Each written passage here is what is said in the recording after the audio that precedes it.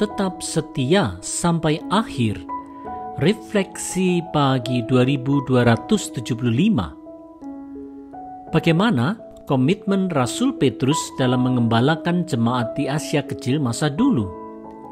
Ini komitmennya di 2 Petrus 1 ayat 13 dan 14. Aku menganggap sebagai kewajibanku untuk tetap mengingatkan kamu akan semuanya itu selama aku belum menanggalkan kemah tubuhku ini. Sebab aku tahu bahwa aku akan segera menanggalkan kemah tubuhku ini sebagaimana yang telah diberitahukan kepadaku oleh Yesus Kristus Tuhan kita. Saudara-saudara, Rasul Petrus sebagai pimpinan gereja di Yerusalem terpanggil untuk ikut mengembalakan jemaat di berbagai daerah supaya jemaat bertumbuh sehat. Meskipun demikian, berdasarkan penyataan Yesus Kristus, ia sadar juga bahwa ia tidak lama lagi akan hidup.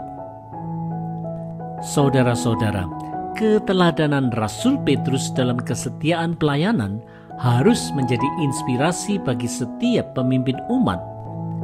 Di tengah gempuran berbagai godaan nafsu berkuasa, ambisi politik, keinginan kaya, kesibukan kerja, kemalasan serta banyak godaan lain, pemimpin umat harus tetap fokus dalam panggilan mereka untuk menuntun jemaat dalam ajaran sehat.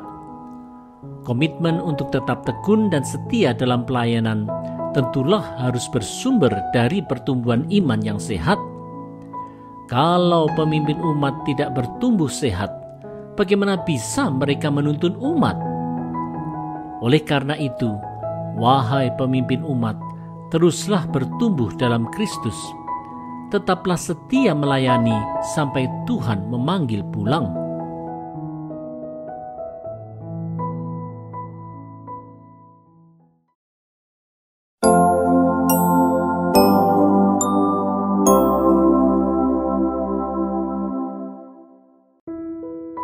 Warisan iman.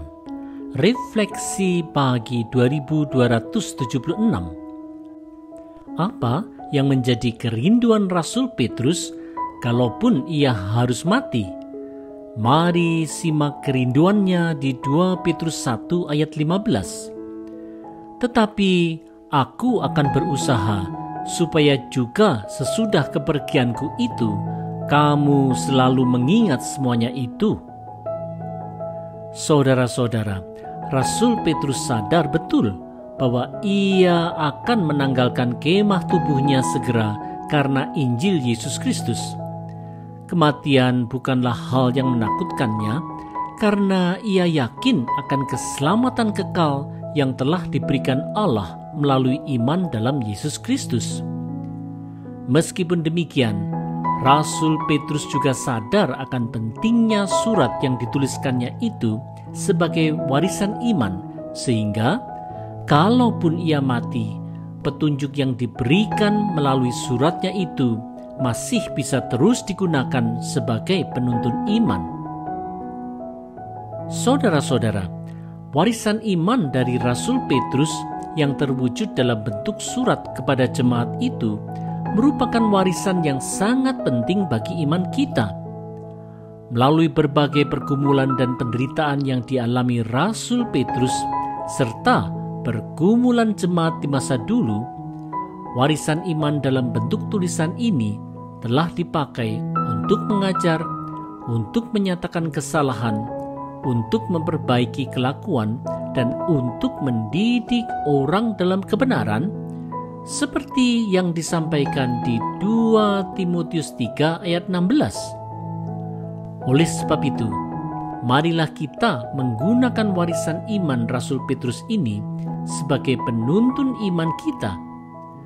Mari kita sungguh-sungguh mendalaminya, karena warisan iman ini memang firman yang diilhami oleh Roh Kudus.